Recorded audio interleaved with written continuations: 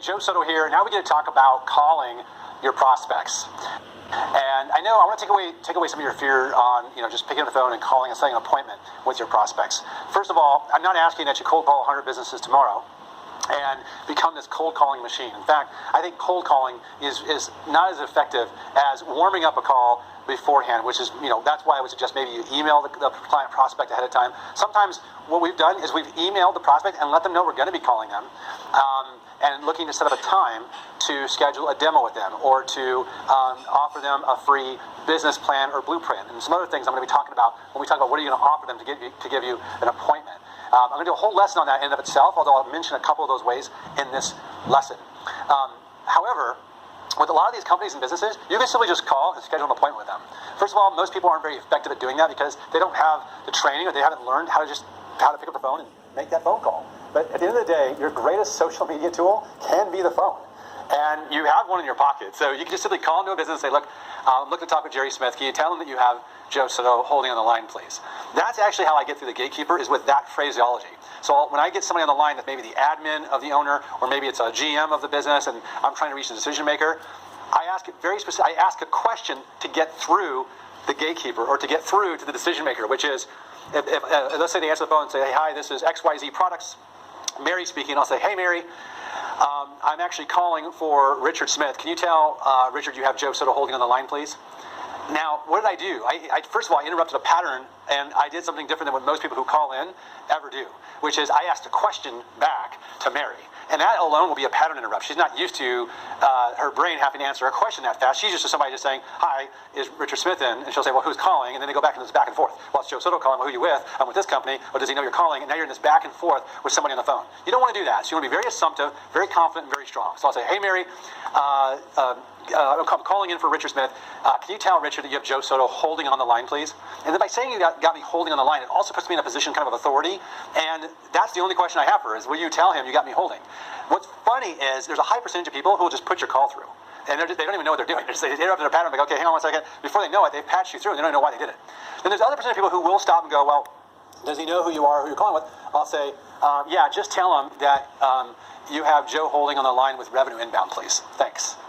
And then I'll thank her for doing something she hasn't done yet. Now, I know this is like getting into like the art of persuasion here on making a phone call, and you might have to rewind this a few times to catch this language, but I'll make sure you have this in scripts below, because the first thing you have to be able to do is get to the person you're going to talk to. And some of the things that make this very effective is by understanding some simple principles of communication. First of all, I always say the name of the person who answers the phone, or I make sure I get the name correctly and I say it back. Why? Because Dale Carnegie taught me in his very first chapter of How to Win Friends and Influence People, in his book that was written in the 1960s, that the sweetest sound to a person's ears is the sound of their own name. So if she says, this is Mary Johnson calling, or this is Mary Johnson with XYZ Products, I'll say, hey Mary, or hi Mary, thanks for answering. Real quick, can you tell Richard Smith that you have Joe Soto holding on the line, please? So you just be friendly and you use their name, right? And then there's a few other dynamics inside of that. But here's something I want to share with you that I recognize when people make phone calls like this. First of all, if you're fearful of doing it, then you got to get past that, because that means you're making it all about you. You see, if you feel like you have a business that you're calling into, that you know you can help, and you feel like, and you should feel like, you have like an obligation to at least make sure you get through and offer that help to them. Otherwise, you're doing that business a disservice, and you could be leaving a business out to dry that could be saved by you, or could have an entire new revenue stream generated by you if you would just stop focusing on yourself and what makes you, your thoughts, what makes you worried, and start focusing on that business and how they could use your help. And that it's a privilege for them to be able to speak to you, and it's their lucky day that you're calling through and getting through to them on the phone. That's the mindset. Anytime people get fearful of doing something or picking up a phone and making a phone call, it's because they're inside their own head and they're making it all about themselves. And it's not about you. It's about your client prospect and about how you could serve them and help them and add value to their business. And if you have that mindset and adopt it, it'll change your posture and your presentation style, and you just call and be a human to that other human on the other end of the phone when you call through. And here's another thing I want to add. Think about how you sound when you call somebody on the phone. And then I always ask people, would you buy? I used to train salespeople for a living, and I would say, would you buy from someone who sounds like you? Okay, so if somebody picked up the phone and talked to you, would they say that you have enthusiasm, that you seem excited and passionate about what you're talking about, that you're competent, knowledgeable, and have some authority and competence? Or would they say that you're dry, boring, monotone, not confident? And so you have to first put yourself in the right state of mind, and you have to kind of approach those calls with the type of energy you want them to respond with. Think about this. I always say, if you want your prospect to be excited, to be enthusiastic, if you want them to be receptive, if you want them to be encouraged, if you want them to be open-minded, if you want them to be, passionate about the topic you're going to talk about, guess who has to go first and lead that way in the conversation? It's you. So, I watch people, they can't even say the word enthusiastically. They'll go, I'm really enthusiastic and excited about this. And it's not congruent. And people can pick up on congruence really quick. We have some really exciting things to show you. No, we have some really exciting things to show you. So if you use words like excitement, then you have to say the word in the way that it's meant to be said and pronounced, because that's the meaning of the word. So you got to be congruent with these words. It's like, even like using words like long versus short. Some people go, well, we have a really short program, and they say it in a long way. It's like, wait, think about the incongruence in the way you say things and start being conscious of that. That's where it starts, is the power of your voice, and it can come through on the phone. Half the battle is just being excited and then sounding authoritative on the phone, right? So, I know we dived into that a lot, okay?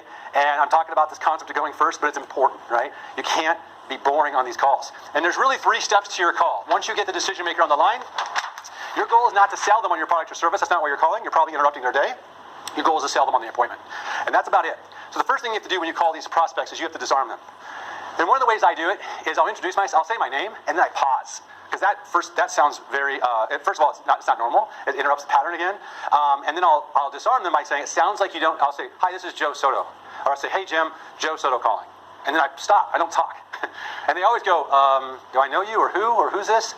And I'll say, Jim, it doesn't sound like you know who I am. I actually sent an email last week mentioning that I'll give you a call. Or I direct message you on LinkedIn mentioning that I would give you a call this week. So I'm just quickly following up. Do you mind if I just real briefly tell you why I'm calling, and then I know you're busy, and I promise to get off the phone with you. So that disarms them that, hey, this isn't going to be a long call. You're not going to take several minutes and try and sell them. You just want to real briefly tell them why you're calling, and then you'll get off the phone with them. So it gives them a way out, okay? Say, do you mind if I take a few seconds to tell you why I'm calling? And then, if you can say green light or red light at that point, and we'll part ways. I disarm them immediately. Again, I'm going to give this to you in your notes and in the handouts here. And then the second thing is you want to state your purpose. So I'll say, Jim, the reason why I'm calling is we help companies like yours create new revenue streams online by taking their physical products and selling them in an online marketplace, be it an e-commerce store or on Amazon. And what I'd like to do is just set up a time to simply demo to you and show you exactly how we do that process the next time I call. Now, there's other things you can fill in the blanks here because to help incentivize them to give you that appointment. And I'll put it in the scripts here, and then we're going to teach a whole lesson on that as well. Because it's really important that you make a real compelling offer that makes them want to accept time with you. And sometimes just saying, hey, will you give me an appointment isn't enough to talk about it. Like, hey, mind if I give you an appointment so we can talk about it? No, just send me some information. And nobody wants that objection, okay? If you've offered to do a demo, they say, well, can you send me a demo? Just say, no, I do it live, but I promise to keep it short and sweet for you when on your calendar looks good. I'm looking at mine, and it looks like Thursday and Friday afternoons are open for me. What does your Thursday or Friday look like? And you go for the appointment. Most people, when they're setting appointments, they spend too long on the phone. They don't do what they say they're going to do, which is keep it brief and short. But you want to go to the appointment and get off. And as soon as they start objecting, you go back to the appointment. Well, can you tell me more about this? No, because you're a busy professional like they are, and you don't have all the time in the world, and that's not what this purpose of this call is. But how you say that is, listen, Jim, I would love to. I just wasn't why I called. I was respecting that you may not have time right now, and I don't either. So what I'd like to do is just schedule a time, and I can give you a call back tomorrow afternoon. How does 2 o'clock look? And we'll just set aside like 30 minutes together, and I'll walk you through it all. Okay? So now it's like you've got the goods, and they're coming to you. Okay, so hopefully this is helpful. Going for the appointment time, see if I have any more information on that. I usually say it's about 30 minutes, but when you're inside that meeting, you can ask them for permission to go a little longer, or if you'd like to take a little bit longer with the person. But something they might say for an hour. It depends on how long you've been doing this and how good you're getting at it. You can typically get more time from somebody the more rapport you have with them. Okay, now if they start giving you different objections like, well, just try me on Thursday afternoon. I'd say, Jim, my guess is you run your business on a calendar, and and your time is valuable, and so is mine. So if I just try to think I'm going to call you Thursday afternoon and you're not there, then we're kind of wasting each other's time. Let's just book a time. We both know we're going to be there, and I promise to keep it short and sweet. How about Thursday at 3? And just go for the time. Just hammer that time in a nice professional way, and they'll give it to you. Okay.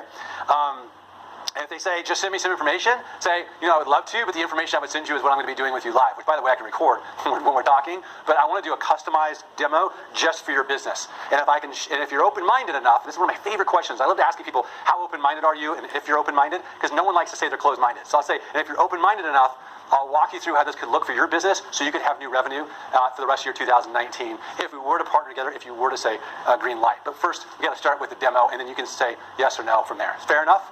And they'll say, yeah. I'll say, great. How does Thursday at 2? Let's get it in the books. And you just go for the appointment. Sell the appointment, not the product. Now, somebody's like, well, shouldn't I be talking to them more about e-commerce? Now they should be on Shopify? And no, because that's not the purpose of this call. Remember, you're probably interrupting them, and they're probably busy. If they say, no, we're good, okay? And that's going to happen. They go, oh, no, we're good. We're fine. We tried that. We're not going to be online at all. What I'll do is I'll call them out on that. I'll say, Jim, normally when I say that to people who call me and introduce me and try to kind of open my mind up to some new possibilities to generate revenues, I usually think that we're just good as well. And I get where that's coming from. You don't know the value in yet and what I could be presenting. But the danger in that is you don't really know the value yet in what I could be presenting to you. That might be a whole paradigm shift for what you guys could be doing down the road. And at least, more than anything, it'll give you something to think about as an alternative and an option, maybe 6 months or a year down the road. So you at least have that in the bag for yourself, and you didn't pass up on something unknowingly that it could actually help you. So what I'd like to do is just schedule a time for the demo, and then if it's something you want to just table or shelf for a while, that's fine too. At least we get a chance to connect, know each other, and we can be resources down the road for each other. Can we go ahead and just book Friday at 2? You just go for that appointment. So I'll call them out on, I understand where that's coming from. That's also could be potentially dangerous. And it's dangerous without even knowing it's dangerous. Okay? And so I'll reframe that we're all good is basically total bullcrap, but what you're really saying is there's not value. So I'll check, there's not value yet. And quite honestly, we've just been talking for about 30 seconds here. There's no way you could possibly judge the value of whether or not this is something you would do down the road, tomorrow, next month, or even in 10 years if we don't have the conversation. So I don't think there's any harm in that. Let's just go ahead and schedule a time, and we'll see where we can go from there. Keep going for the appointment, and persistence wins. So that's how you make your calls. Follow the 3 steps, disarm your prospect, state your purpose, and go for the appointment. I like to use calls and phone calls as follow-ups so they're warmer. They'll recognize your name. They'll recognize, oh yeah, you did LinkedIn message me, I ignored it. Or I did see you message me on Facebook. Or I saw you did message me on Instagram. I just kind of, they just kind of ignored it. But at least it's a warmer call. So the warm calls work better than cold calls. So always remember that. So the more you can warm them up, or maybe even send them something of value. Maybe you send them the congratulations email, and then let them know you're going to be calling them.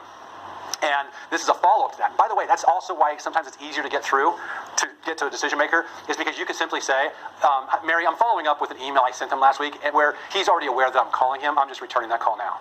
And now it's like, hey, I've already told him I'm calling him back, so he's expecting my call right now, or at least. And then what's going to happen is he's going to say, well, I'm not expecting this call. I don't remember who he is. But he's going to feel bad because maybe he forgot something, and he doesn't know what he forgot. And you'll get through. So there you have it. Some fast and furious advice on how to make a good sales call, so you can get an appointment with a business to show them your e-commerce agency solutions and how you can take their business online and get their physical products online as well. So there you have it. Next lesson.